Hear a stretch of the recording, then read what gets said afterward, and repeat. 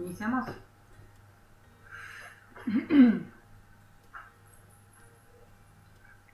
Hola, buenos días. Damos inicio, siendo las 10:38, a este tercer encuentro que llamamos Condiciones del Espectro del Autismo. Y como siempre estamos conectados en el canal de YouTube de la Región Sanitaria 1, aularegion1.com. Y la idea es que, como ya lo hemos hecho en los encuentros anteriores, estemos comunicándonos quienes están en directo por el chat.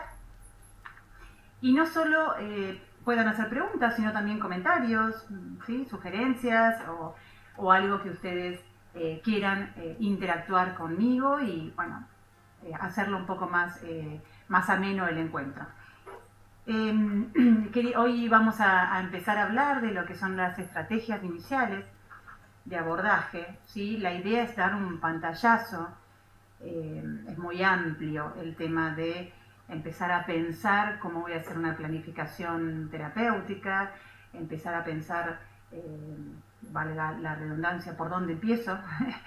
Entonces, bueno, esto nos lleva a empezar a tener algunas ideas básicas, ¿sí? O estrategias iniciales como para pensar cómo vamos a ir siguiendo. ¿Estamos? ¿Vení?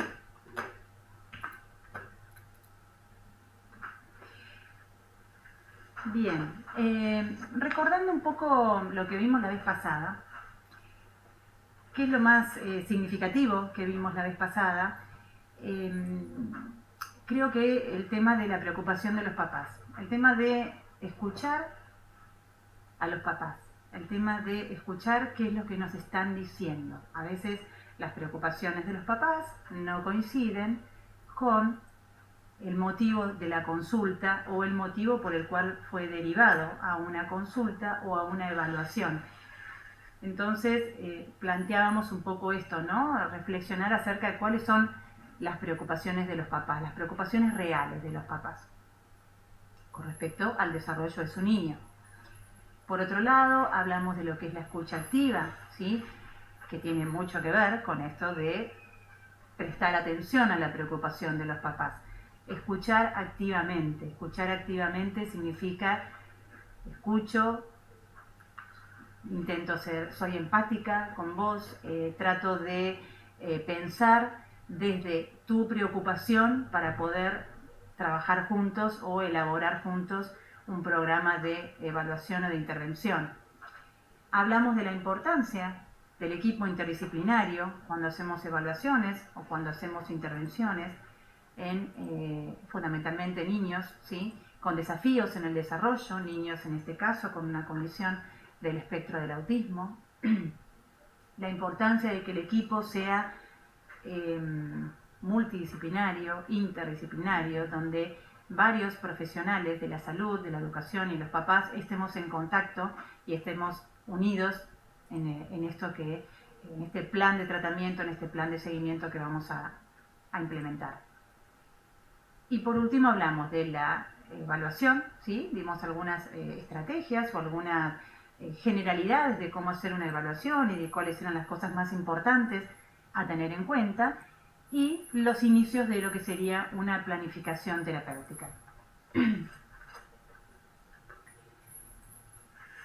Bien, la idea es que cuando vamos a pensar en una intervención, digamos, si pensamos qué significa una intervención, es una acción terapéutica diseñada para ayudar, en este caso, a las personas con una condición del espectro del autismo.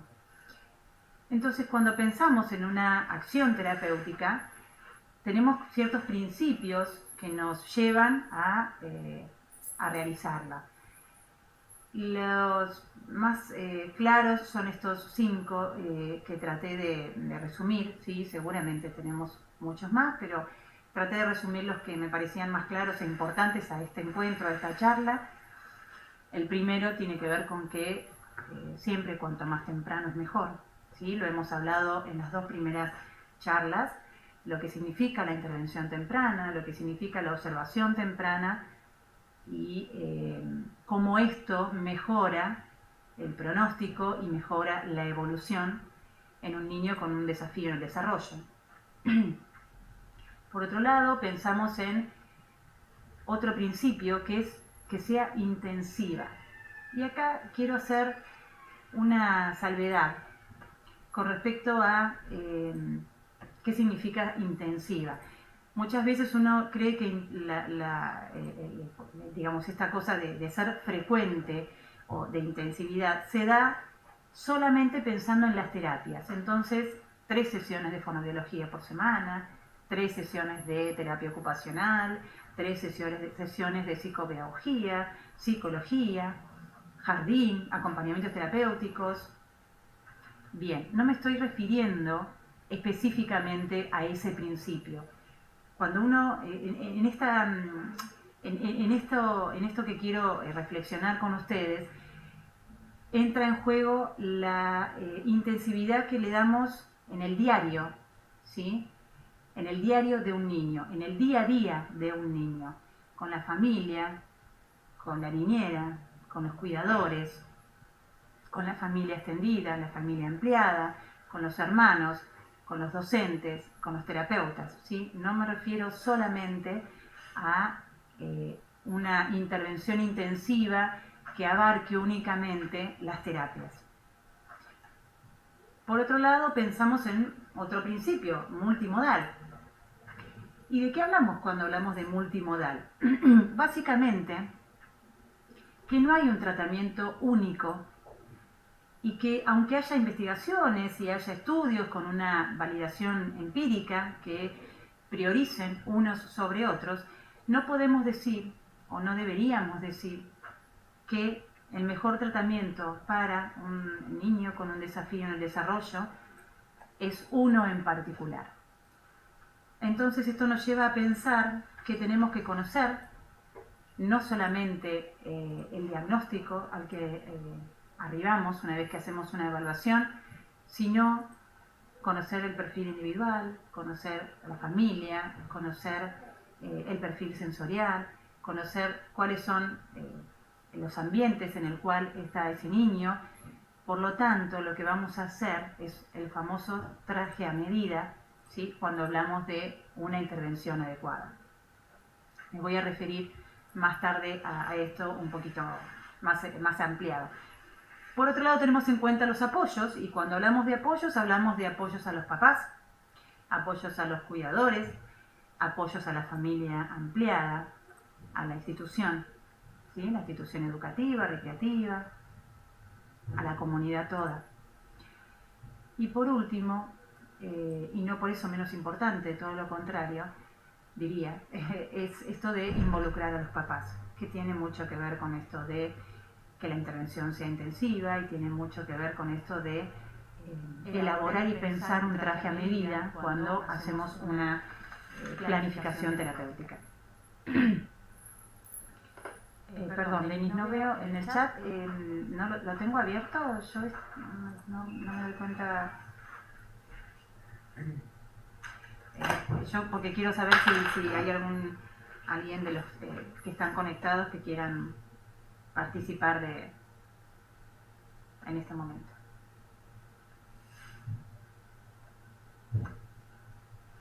Bien, y esto creo que es un poco, esta frase es un poco el resumen de la charla de hoy. Creo que si nos podemos quedar con esto es un montón. El perfil único de cada niño es el que debe comandar el plan terapéutico por sobre el diagnóstico, ¿sí? El diagnóstico puede ser condición del espectro del autismo, puede ser un desafío en el desarrollo, puede ser autismo, ¿sí? Puede ser retraso global del desarrollo. Pero lo importante es el perfil único de cada niño, porque cuando vamos a elaborar una estrategia terapéutica, una planificación terapéutica, cuando vamos a dar estrategias terapéuticas, tenemos que pensar en el perfil único de ese niño, ¿sí? No en el diagnóstico. Esto es un poco para refrescar lo que ya vimos la vez pasada. Cuando ponemos entre todos nos referimos a un equipo interdisciplinario, y en ese equipo interdisciplinario están los padres, está la familia, ¿sí? Deberían estar los padres. Entonces, ¿cuáles serían los pasos a seguir, ¿no? Cuando empezamos con una planificación de una intervención, una planificación terapéutica? En primer lugar, identificar los desafíos. Y cuando hablamos de los desafíos, no nos referimos solamente a los desafíos específicos de ese niño, de esa niña, ¿sí? La cual evaluamos, sino también hablamos de desafíos de la familia, ¿sí? Y cuando hablamos de la familia, cuando hablamos de los padres específicamente, de los hermanos, de los cuidadores, también lo relacionamos con identificar las creencias. ¿A qué me refiero con esto? Identificar las creencias tiene que ver con qué es lo que esos padres creen acerca de lo que nosotros planteamos y cuáles son sus creencias acerca de los desafíos en el desarrollo de los que hablamos, ¿sí? Cuando los evaluamos y luego lo comentamos con los papás. ¿Por qué hablamos de esto? ¿Y por qué es importante en la planificación terapéutica? Porque si yo no trabajo con las creencias que tienen esos papás, cuando digo trabajo me refiero a escucho y voy a partir de las creencias que tienen esos papás para poder pensar juntos estrategias, ¿sí? A partir de esas creencias de esos papás acerca de los desafíos de su niño o de su niña.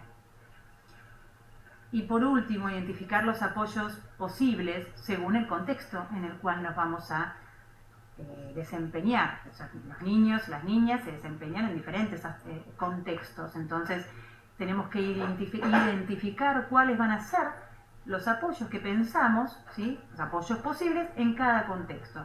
Contexto familiar, contexto, o sea, domicilio, contexto jardín, contexto escuela, contexto club, ¿sí? Institución recreativa, contexto social.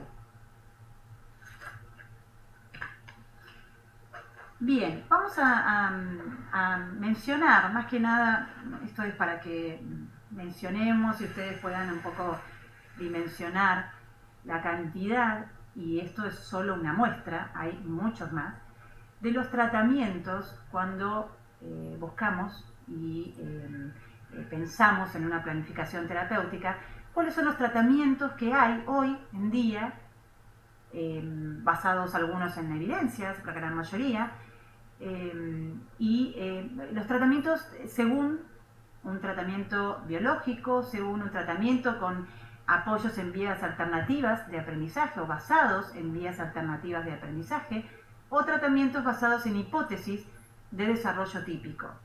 Y para nombrar algunos, los tratamientos biológicos, encontramos tratamientos psicofarmacológicos. Hoy en día se habla mucho de las dietas, las enzimas, los probióticos, los antibióticos, quelación de metales pesados, cámara hiperbárica, terapia con células madres, aceite de cannabis, entre otros, son los tratamientos biológicos específicos que hoy en día conocemos para trabajar o para tratar, ¿sí? Personas con condiciones del espectro del autismo. Los tratamientos que se basan en vías alternativas de aprendizaje tienen que ver con los tratamientos cognitivos conductuales, tiene que ver con el sistema TEACH, sistema de enseñanza estructurada, con una metodología que implique una comunicación aumentativa, con entrenamiento de habilidades sociales, equinoterapia, zooterapia, entre otros, ¿sí? Hay muchos más. Y por otro lado tenemos tratamientos basados en hipótesis de desarrollo típico. Y aquí encontramos hoy el más conocido, el método DIR, Flortine, el método Sunrise Program, SERS, Hanen, el Denver Model, el TEM, transformando los momentos de cada día, el RDI, entre otros, ¿sí? Simplemente esto lo quiero mostrar como para que ustedes tengan una idea de cuando hablamos tratamientos hablamos de muchas cosas hoy en día, ¿sí? Por suerte, muchas cosas, y eso es lo que nos permite también a la hora de elaborar tener muchas cosas para poder pensar y elaborar el traje a medida para ese niño, para esa niña en particular, para esa persona en particular. Vuelvo a esta frase porque, insisto, es la frase que nos va a acompañar en esta charla. El perfil único de cada niño es el que debe comandar el plan terapéutico por sobre el diagnóstico. Esto nos lleva a elaborar un traje a medida. ¿Sí? Bien.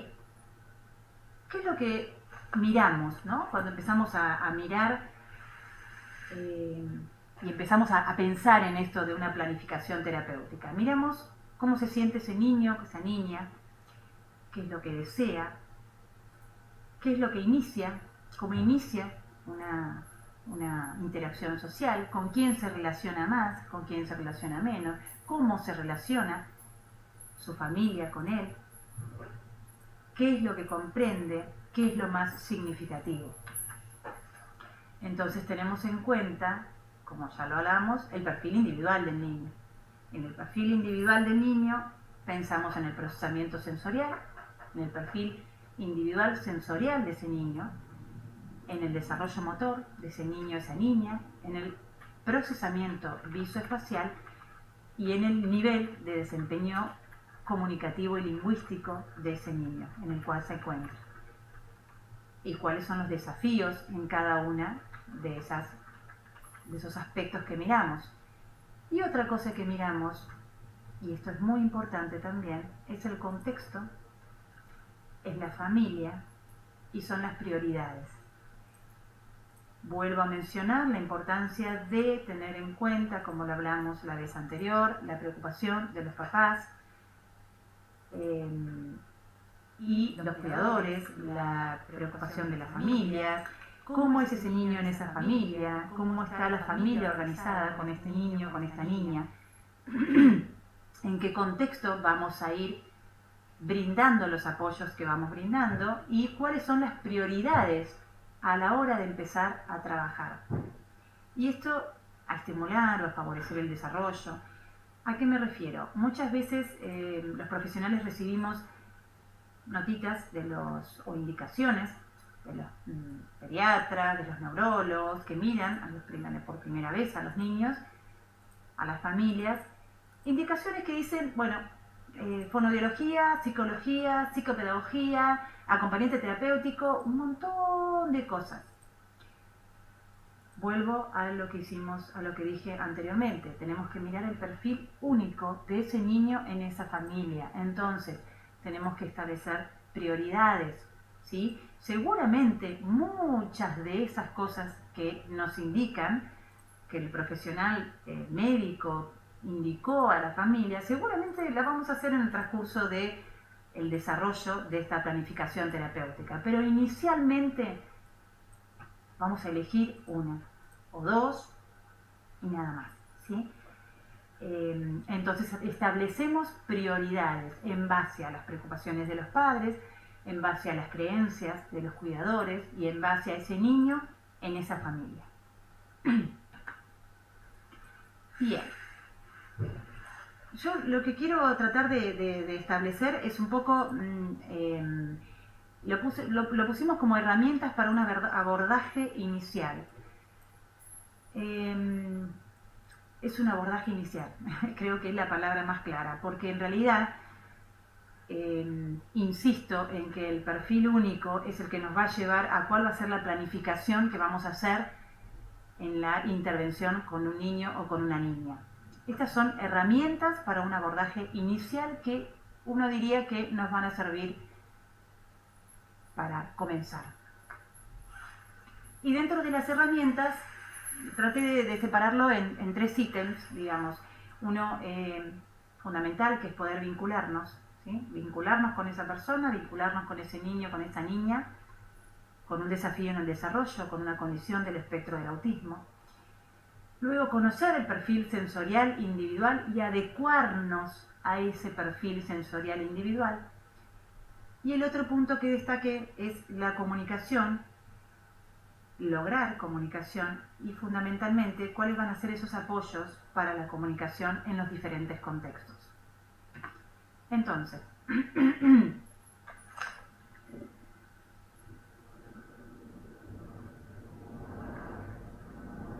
empezamos por vincularse, interactuar, compartir, iniciar.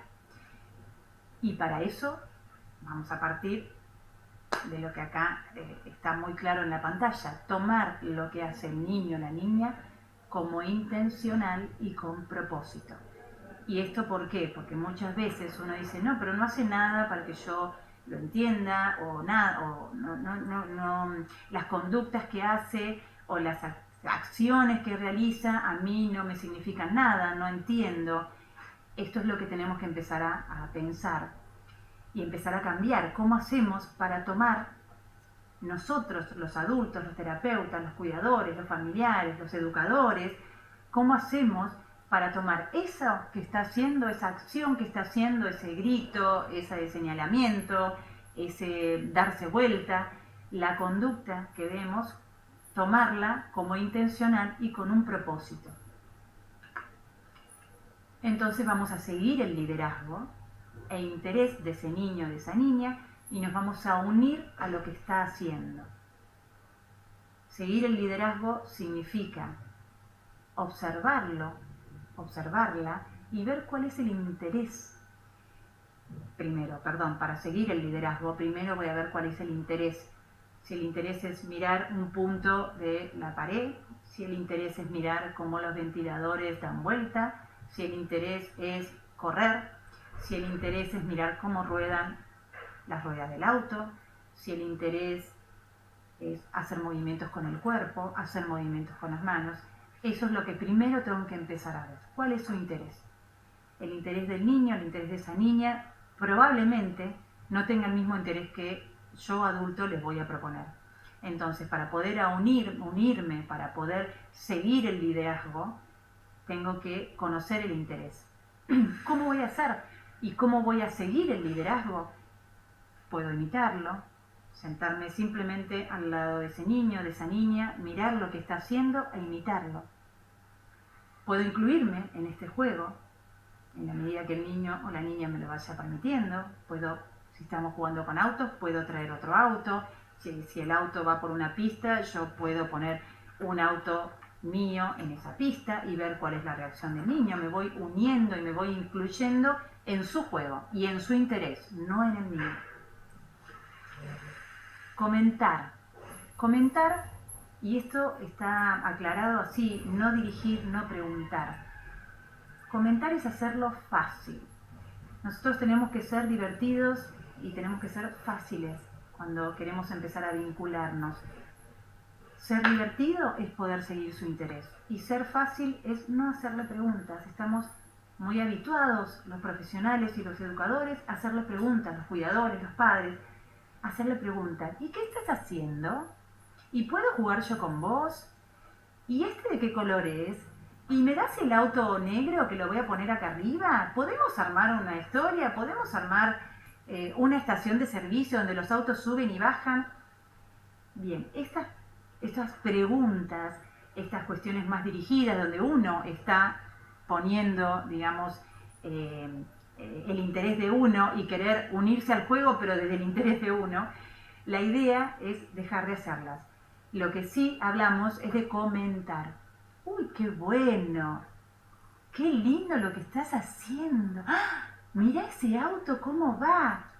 Estos son comentarios. El otro punto que tenemos en cuenta cuando hablamos de vincularnos, para interactuar, para compartir, tiene que ver con facilitar el contacto visual. ¿Cómo facilitamos el contacto visual? Nosotros vimos en la primera charla y en la segunda lo retomamos, que una de las cuestiones más difíciles muchas veces y un desafío muy grande para poder vincularnos con una persona, con un niño, con un desafío en el desarrollo, con una condición del espectro del autismo, es justamente no poder mirarlo a los ojos o que no nos mire a los ojos cuando nosotros estamos hablando, ¿no? Esto de contacto visual social y comunicativo. Entonces el otro punto en el que vamos a de alguna manera acordar como una estrategia inicial, tiene que ver con facilitar ese contacto visual. ¿Cómo? Posicionar nuestro cuerpo frente a ese niño, frente a esa niña, cara a cara, ¿sí? Posicionarnos a la altura de los ojos y a la altura de la cara de ese niño o de esa niña. Entonces acá me viene la imagen de una persona que está parada y un niño que está en el suelo, y yo le estoy dando directivas desde arriba o le estoy haciendo comentarios desde arriba, donde no hay un acercamiento, ¿sí?, a sus ojos, un acercamiento a su cara.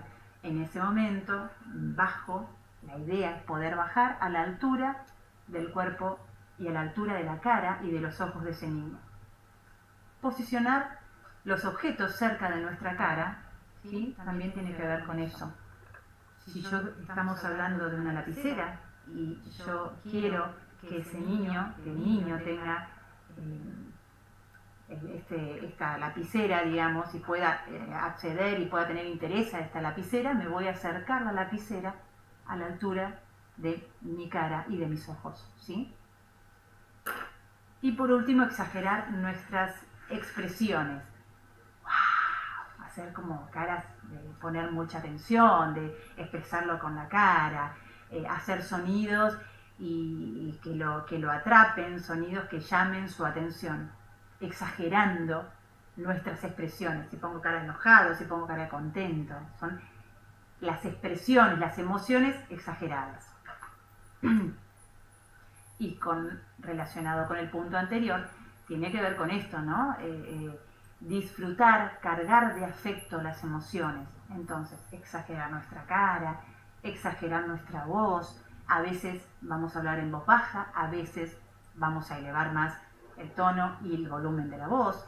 Exagerar nuestro interés, como eso que estamos viendo es sumamente interesante y nos gusta porque lo que queremos es vincularnos y compartir ese interés con nuestro niño, con nuestra niña en cuestión. ¿Qué buscamos?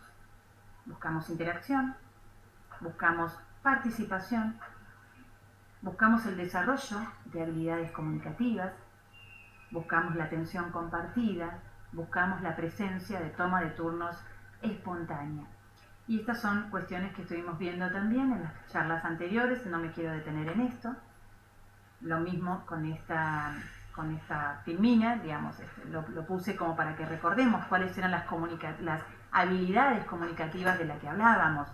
Mirar a la cara, mirar un objeto, anticipar tus acciones, tocar y alcanzar un objeto, dar objetos, señalar, gestos sociales, señas, sonidos consonante vocal, aproximaciones de palabras, palabras claras y frases de 2 palabras. Estas son las habilidades comunicativas que vamos a buscar, ¿sí? Vuelvo a repetir lo que habíamos hablado la vez anterior. Antes de las primeras palabras hay un montón de otras habilidades que tienen que ver con la comunicación, que debieran estar fortalecidas y debieran estar presentes, ¿sí?, para que después pueda aparecer la palabra. El otro punto que vimos tenía que ver con adecuarnos al perfil sensorial, al perfil individual de ese niño. Y dentro del perfil sensorial, yo no voy a hablar, no soy terapista ocupacional y no quiero explayarme más que con 1 o 2 filminas que vamos a mencionar ahora. ¿Qué es lo que vemos dentro del perfil sensorial? Vemos el procesamiento visual, el procesamiento auditivo, procesamiento olfativo, gustativo, táctil, propioceptivo y vestibular. En base a eso, que es evaluado con una terapista ocupacional, que es el profesional experto en esto del perfil único sensorial individual, vamos a conocerlo como para poder adecuarnos a ese perfil sensorial del niño o de la niña. Muchos profesionales hablan de lo que sería la dieta sensorial, que no es una dieta nutricional, ¿sí? Dieta sensorial. Y acá me gustó esta frase: los niños y adultos con dificultades de procesamiento sensorial requieren de ciertas acomodaciones o realización de actividades específicas durante determinados periodos de tiempo en ambientes en los cuales se desempeñan. En una escuela, en un jardín, en un hogar, en los diferentes contextos en los cuales funcionan los niños diariamente, para poder así procesar y modular de una forma más adecuada toda la información sensorial recibida, ayudándolos a realizar la mayor cantidad de respuestas adaptativas posibles en relación a las demandas del ambiente. Esto significa que depende en el contexto cada contexto en el cual uno se desempeña tiene un montón de estímulos, ¿sí? Y yo tengo que procesar esos estímulos y modular mis conductas y generar una conducta adaptativa en respuesta a esos estímulos. Por ejemplo, estoy en un jardín, ¿sí? Donde hay muchos estímulos sensoriales, visuales, táctiles, propioceptivos, de movimiento, auditivos.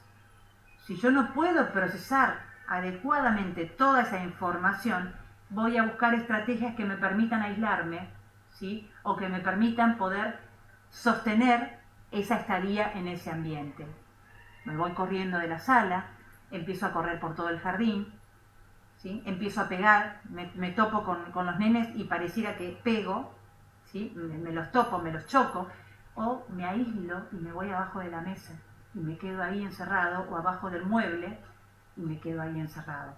Son estrategias que los mismos niños van buscando para poder sostener y para poder controlar de alguna manera todas esas cuestiones ambientales que no me están facilitando, todo lo contrario, me generan más estrés. Por último, vimos los apoyos visuales para la comunicación, y dentro de los apoyos visuales, seguramente quienes están escuchándome en este momento saben de qué estoy hablando. Hablamos de agendas semanales, calendarios, ¿sí? Con imágenes que pueden ser fotos de la vida real, que pueden ser fotos con dibujos, con palabras, ¿sí? Una agenda que me vaya indicando, que le va indicando al niño o a la niña con un desafío en el desarrollo, cuáles son las actividades que va a hacer durante el día o cuáles son las actividades semanales, ¿sí? ¿Por qué de un apoyo visual? Porque la información visual permite una mejor comprensión, ¿sí? Y una mejor anticipación a lo que va a venir, más allá de que la información o la comunicación también venga con un estímulo auditivo, como por ejemplo la palabra, ¿sí? Entonces, el apoyo puede ser auditivo y visual, debería ser auditivo y visual. Simplemente muestro una agenda y le digo, Pedro, hoy vamos a ir al jardín y después vamos a trabajar con Laura, ¿sí? O sea, está el apoyo verbal y auditivo para el niño, pero a su vez le muestro la imagen, está el apoyo visual. Eso facilita la comprensión, ¿sí? Facilita el guardado en la memoria de ese niño y facilita muchas veces la anticipación de lo que tiene que hacer en el día. ¿Y qué es lo que facilita la anticipación? La disminución de las conductas disruptivas, los berrinches, los enojos, no entiendo a dónde voy, ¿sí? No sé cuál es mi día, no sé en qué momento me toca la actividad que más me gusta, ¿sí? Con un apoyo visual, todas estas cuestiones podemos empezar a manejarlas mejor. Otro apoyo visual es lo que sería como una historia social, ¿sí? Hoy vamos al hospital a la consulta del médico. Este es un ejemplo de cómo sería una historia social con un apoyo visual. Estoy mirando la hora a ver cómo estamos. Otro apoyo visual es una historia social más completa, ¿sí? Donde hay muchos más pictogramas, generalmente cuando hacemos actividades con niños que tienen ya están acostumbrados al uso de apoyos visuales y como estrategia es muy buena porque además los niños pueden seguir con esta historia social en la mano, digamos, ¿sí? Además de poder guardarla en su memoria, se la llevan en la mano y ellos mismos van siguiendo las actividades que tienen y van contando la historia como una manera de anticipar a lo que viene. Apoyos visuales para las actividades de la vida diaria, en este caso lavarse los dientes, ¿sí? Donde está detallado paso por paso qué es lo que vamos a hacer. Esto genera también, además de la anticipación, genera autonomía, ¿sí? Que los niños puedan empezar a, en este caso, lavarse los dientes. O apoyos visuales también para vestirse, ¿sí? ¿Cuáles son? Primero me voy a poner el calzoncillo una vez que me bañé, luego la bombacha, luego me voy a poner una remera, el pantalón, las medias y la zapatilla. Es un orden visual de una secuencia que permite que, además de poder hacerlo, lo que genera autonomía en mi vestido, entiendo cómo son los pasos y entiendo qué me pongo primero y qué me pongo después.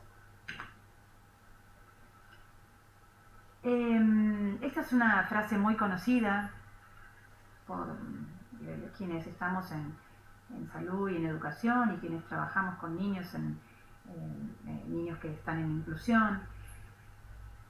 La tenemos muy presente y me parece que es una buena frase que viene a anticipar un poco lo que vamos a ver ahora. Lo puse con el nombre de institución escolar, puede ser jardín, puede ser escuela especial, puede ser una escuela primaria. Si un niño no aprende como le estamos enseñando, debemos enseñarle de la forma en que pueda aprender. Esto debiera ser así cuando uno habla de diversidad social para todos, ¿sí?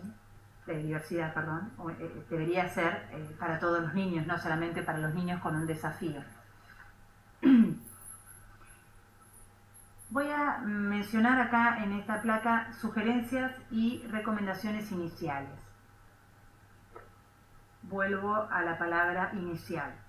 No es que todos los niños van a tener los mismos tratamientos, todos los niños van a tener las mismas estrategias en el mismo momento, de la misma manera, ¿sí? Es importante conocer el perfil individual de cada niño y de cada familia. Dentro de estas recomendaciones iniciales que pueden servir para los profesionales, para los terapeutas, para los cuidadores, para los acompañantes terapéuticos y para los educadores, están estos ítems que están acá detallados. Acordar entre los adultos que intervengan en la educación cómo afrontar un problema. ¿Y esto con qué tiene que ver? Muchas veces, ante un berrinche, ante un enojo de un niño, el acompañante que tiene un acompañante terapéutico, por ejemplo, en un jardín, en una institución escolar, el acompañante lo maneja de la manera en que los profesionales le indicaron y trabajan en conjunto en la casa también y lo manejan de una manera. Pero un día llega a la institución alguien que no está todos los días con ese niño, alguien que forma parte del equipo o alguien que forma parte de, no sé, una inspectora, se me ocurre, y si quizás no tenga información acerca de cómo el acompañante terapéutico está trabajando con ese niño y cómo maneja, por ejemplo, ese berrinche, muchas veces pasa que lo maneja de otra manera. Entonces, como no son estrategias acordadas, generan realmente que ese niño, que esa niña no entienda cómo de una manera, de un día o en este momento o en determinados momentos siempre lo resolví de esta manera, ahora lo puedo resolver de otra. Ahora viene otro y me dice que no, se puede resolver de otra. Entonces es como que ese niño, esa niña no tienen claro cómo resolver o cómo lo quieren ayudar a resolver, por ejemplo, como esto que mencioné recién, un berrinche, ¿sí? Entonces, acordar entre los adultos que intervengan en la educación cómo afrontar el problema o un determinado problema tiene que ser un punto inicial clave, más allá del perfil individual, ¿sí? Todos tenemos que acordar y conocer. Ser consistentes con las estrategias elegidas, que tiene que ver necesariamente con el punto anterior. Ser consistente, ¿sí? Si yo acuerdo una determinada estrategia, porque creo que eso es lo que funciona, porque vi que eso funciona, tengo que ser consistente en el tiempo y ante la misma reacción o la misma conducta del niño que quiero, de esa niña que yo quiero empezar a modificar, voy a realizar la misma estrategia que vengo realizando y que acordé inicialmente.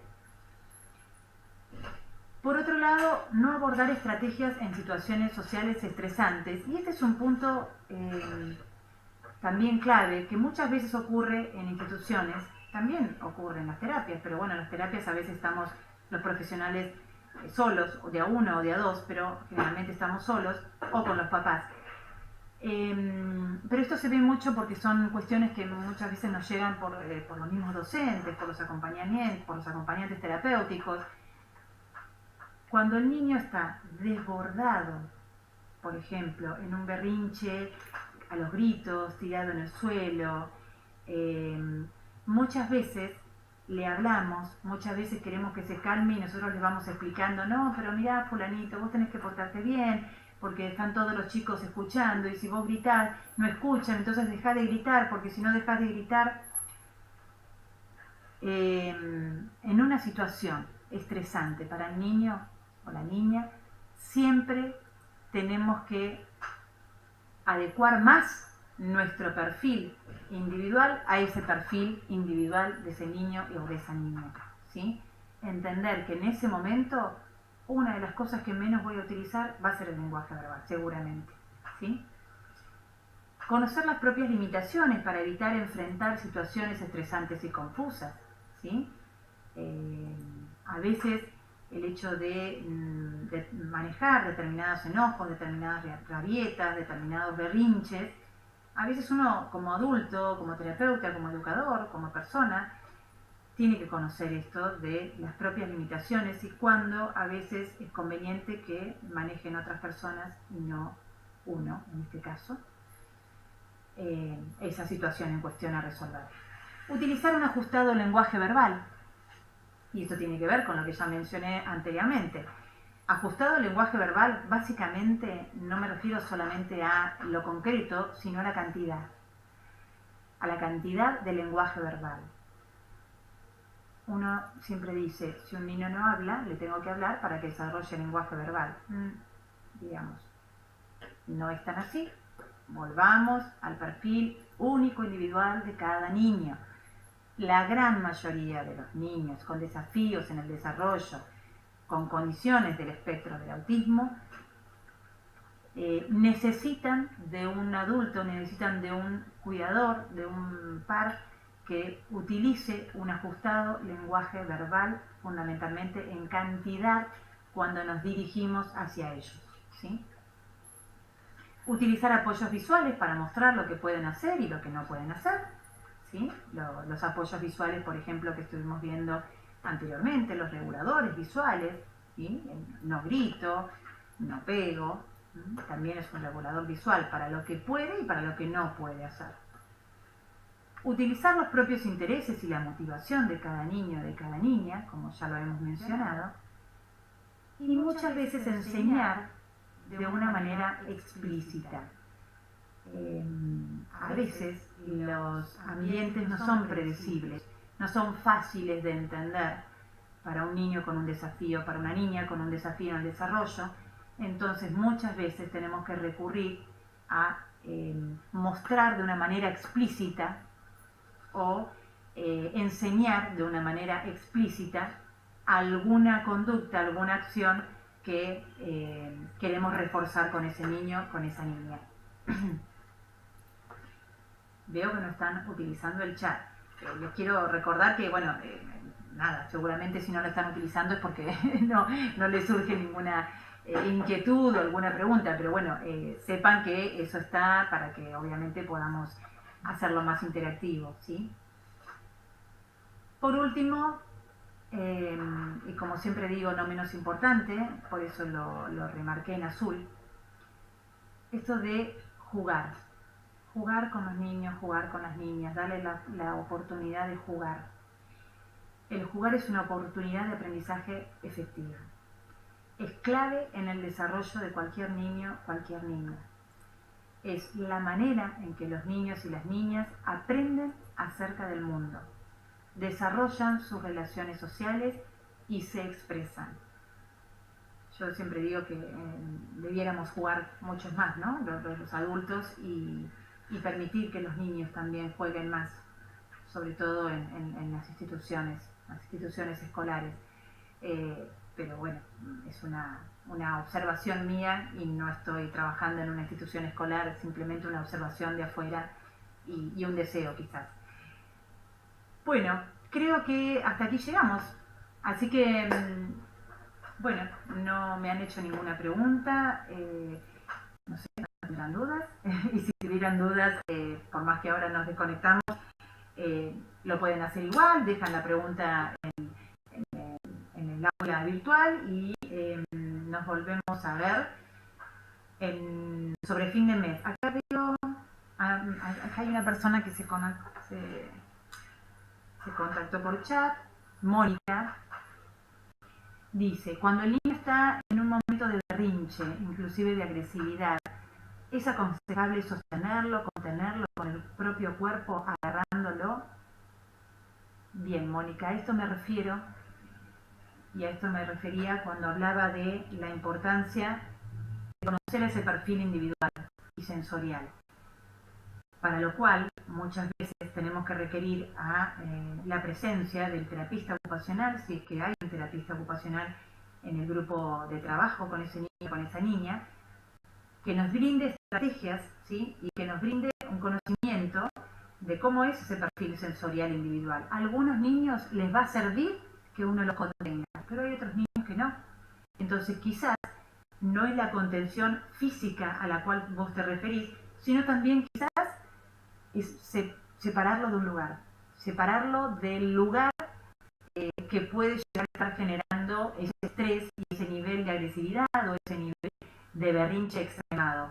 A veces es simplemente sacarlo de ese lugar y ofrecerle otro espacio, ¿sí? Sacarlo de ese ambiente que puede generar este estrés en el niño. Y otras veces, como muy bien decís vos, es quizás sostenerlo, agarrarlo, apretarlo, ¿sí? Sin mediar palabras. Dice Mónica, en el caso que tuve, tendía a arrojarse para atrás y solía golpearse la cabeza.